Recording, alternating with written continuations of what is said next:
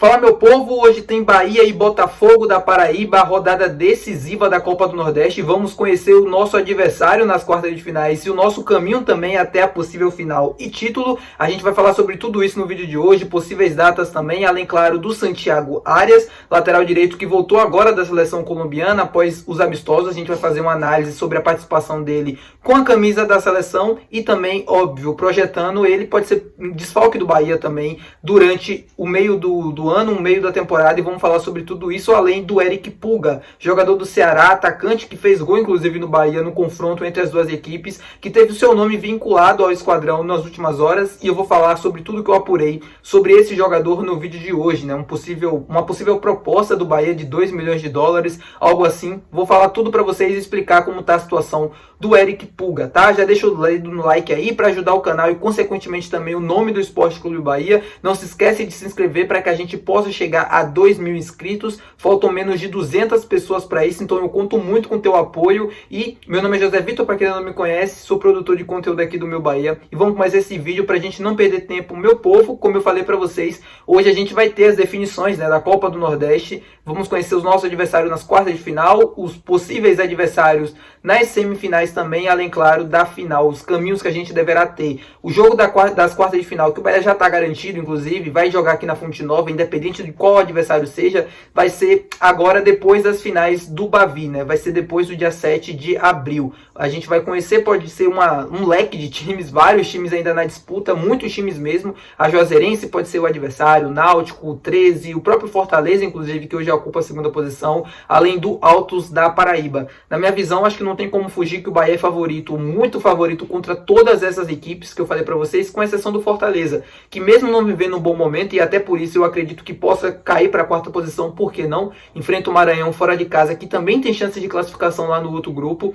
Vai ser o adversário mais complicado que a gente possa ter, mas o Bahia continua sendo favorito pelo que vem jogando e pelo momento também que está vivendo. Além do Fortaleza, tirando essa equipe, eu acho que qualquer outro adversário, o Bahia é super favorito, e essas finais, a data, né, vai contar bastante para esse jogo também. A gente pode ter uma equipe que pode vir de um título baiano, ou uma frustração imensa de ter perdido, Deus me livre e guarde, mas pode vir também com essa sensação de perder um título para o maior rival. Tudo isso deve impactar diretamente nessa partida e nosso caminho até as finais da Copa do Nordeste. Uma competição extremamente importante, além, claro, de vencer, de conseguir mais um título regional. A gente também garante vaga direto na terceira fase da Copa do Brasil, ou seja, elimina essas duas primeiras fases, que é muito traiçoeiro, e vocês viram como é o regulamento. O Bahia quase foi eliminado por Caxias nos pênaltis, então vamos conhecer hoje esses adversários aí até a final. Nas semifinais, se o Bahia avançar, vai enfrentar o vencedor do segundo colocado do grupo A ou do terceiro, ou seja, poderemos também ter mais um clássico Bavi na temporada. Isso é, se o Vitória conseguir a façanha da classificação, e eu sei que pode ser eliminado hoje, mas se conseguir a classificação e conseguir em terceiro colocado, pode se vencer também, pode enfrentar o Bahia nessa decisão das semifinais. Lembrando que o Bahia decide todos os jogos dentro da Fonte Nova, porque conseguiu a melhor campanha geral da competição. As quartas de finais acontecem logo após a finalíssima do Campeonato Baiano.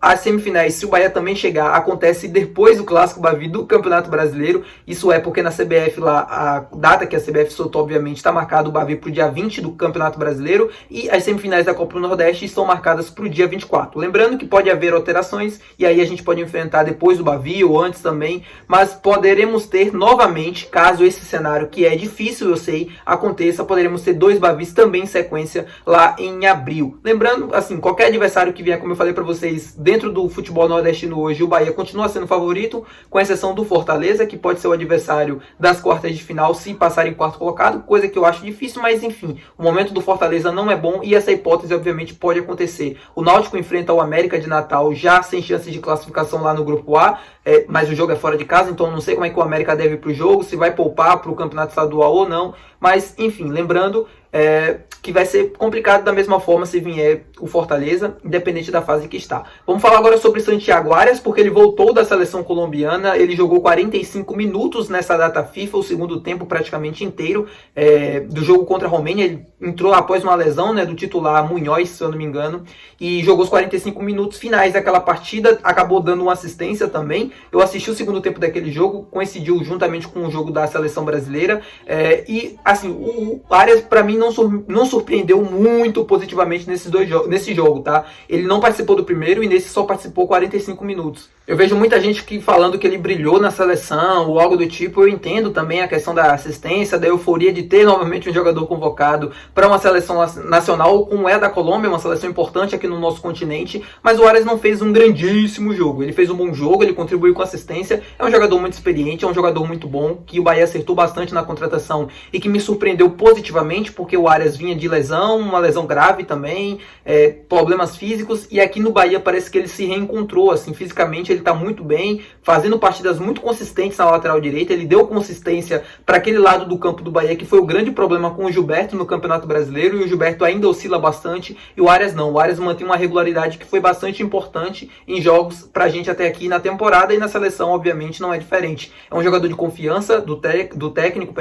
é um jogador que sempre que é solicitado, quando entra, cumpre bem o que é feito, assim, uma posição extremamente difícil no futebol mundial, ainda mais para a seleção colombiana, que não é um grande celeiro de craques, por exemplo, tem dificuldades como todas as outras. O Brasil, por exemplo, está enfrentando uma dificuldade absurda na posição, e não é só um problema do futebol brasileiro, na minha visão, acho que é um problema mundial. A gente tem muito poucos laterais bons, seja direito ou esquerdos, atuando hoje. Obviamente hoje o futebol mudou bastante, né? De antigamente a gente tem diversas hoje posições, funções diferentes. O jogador pode jogar mais avançado como um ala, ou pode defender menos, ou pode ser praticamente um terceiro zagueiro para o lado do campo. Tem muitas variações, e o lateral clássico que a gente já via desde antigamente acabou meio que sumindo do futebol. São pouquíssimos os grandes laterais que a gente tem hoje atuando no futebol mundial, e enfim, as seleções não é bem diferente. Quem tem ótimos laterais. Quem não tem acaba muitas das vezes improvisando ou colocando jogadores que a gente sabe que não tem nível de seleção, como é o caso na seleção brasileira. Mas enfim, o Santiago Arias deve ser convocado novamente para a próxima data FIFA da seleção colombiana. Se eu não me engano, a gente deve ter mais uma antes da Copa América, ou seja, ele vai continuar sendo desfalque e muito provavelmente também jogará a Copa América, né? Ele é um jogador de confiança por conta de toda a bagagem que tem dentro do futebol europeu e também dentro da própria seleção colombiana, por toda a história que ele tem, que ele construiu, e deve ser desfalque sim do Bahia na segunda metade do Campeonato Brasileiro. Se eu não me engano, o Bahia pode ficar sem ele por 10 jogos ou algo próximo a isso. A gente teve muitas equipes no começo do ano reclamando por conta dessa não paralisação do Campeonato Brasileiro enquanto a competição acontece, o que eu acho um absurdo, porque, enfim, a gente teve Flamengo, Palmeiras, muitos outros times discordando. Para o Bahia, isso acaba sendo bom, porque se o Bahia perde apenas o Santiago Arias, pode aproveitar o momento do campeonato em que essas equipes que estarão brigando, muito provavelmente na parte de cima da tabela, vão estar fragilizadas, porque seus principais jogadores não vão estar disputando os jogos, e o Bahia pode se aproveitar disso para buscar uma vaga na Libertadores ou algo do tipo. Mas, enfim, eu, se fosse torcedor, não iria gostar, porque você perde grande parte do espetáculo, dos grandes jogadores, do seu time, dentro da competição. Ou seja, apenas o Santiago Arias, graças a Deus, a gente tem para ser convocado para essa competição. Muito provavelmente acho muito difícil que outro jogador do Bahia seja convocado. Na Copa do Nordeste ele também não deve ser desfalque, perdão, ele não vai ser desfalque na finalíssima, se a gente chegar até lá, porque a competição vai até, se eu não me engano, 9 de junho, né? A grande decisão da Copa do Nordeste acontece no início do mês, e o início da Copa América acontece já no final do mês de junho, se eu também não estou enganado, no dia 20. Ou seja, se a gente chegar na decisão da Copa do Nordeste, teremos Santiago Arias nas duas finais, se ele estiver bem também fisicamente até lá. Tá bom, meu povo? É sobre isso que eu tenho para falar sobre o Santiago Arias, que vai se representar nessa quinta-feira agora, após a participação dele na data FIFA com a seleção colombiana. Falando sobre o Eric Pulga agora, jogador que foi, enfim, teve seu nome vinculado ao Bahia nas últimas horas. Eu vi muita gente repostando, comentando, me perguntando lá no meu Bahia, e eu deixei para falar sobre ele justamente hoje, né? Aproveitando que não vai ter pós-jogo dessa partida contra o Botafogo da Paraíba. Meu povo, de início para vocês, como eu fiz também com o Gabigol, sem enrolação, eu sei que vocês não gostam e eu também não. Eric Pulga, até o momento que eu tô gravando esse vídeo, não tem nenhum interesse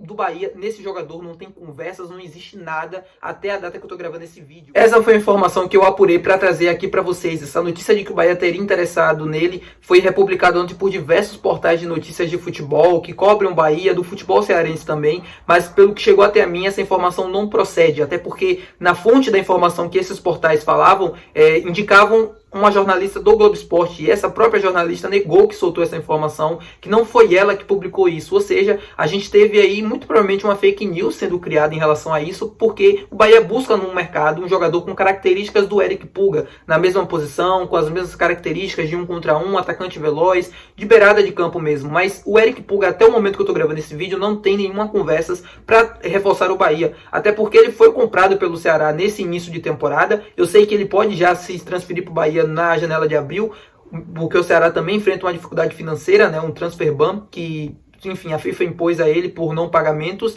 mas até o momento não existe nada de Eric Pulga no Bahia. Um jogador até interessante, que eu gosto bastante, que fez gol, inclusive, no Bahia no jogo contra o Ceará, mas que nesse momento não tem nada sobre ele, não existe nada disso. Então não caiam em fake news, procurem basicamente a fonte, procurem no site do Globo Esporte também, quando vocês verem uma fonte de uma jornalista de lá, porque aí vocês podem ter certeza. Eu vi muita, muita gente republicando. Essa negociação pode vir a acontecer no futuro, eu não estou descartando isso. O que eu tô falando para vocês é, não existe nada, se eu não me engano hoje é dia 27 de março, né? Não existe nada entre Bahia e Eric Pulga nesse momento, nenhuma conversa do tipo, tá, meu povo? Explicado aqui pra vocês, como eu falei também, não teremos pós-jogo hoje, logo após a partida, teremos no vídeo de quinta-feira, eu vou falar tudo o que aconteceu na Copa do Nordeste, então já não se esquece de deixar o teu like, não se esquece de se inscrever também, comenta aqui embaixo o que é que você acha desse possível interesse no Eric Pulga, se você gostaria de vê-lo ou não com a camisa do Bahia. Como eu falei pra vocês, essa negociação não está totalmente descartada, até porque ela pode vir a acontecer no futuro,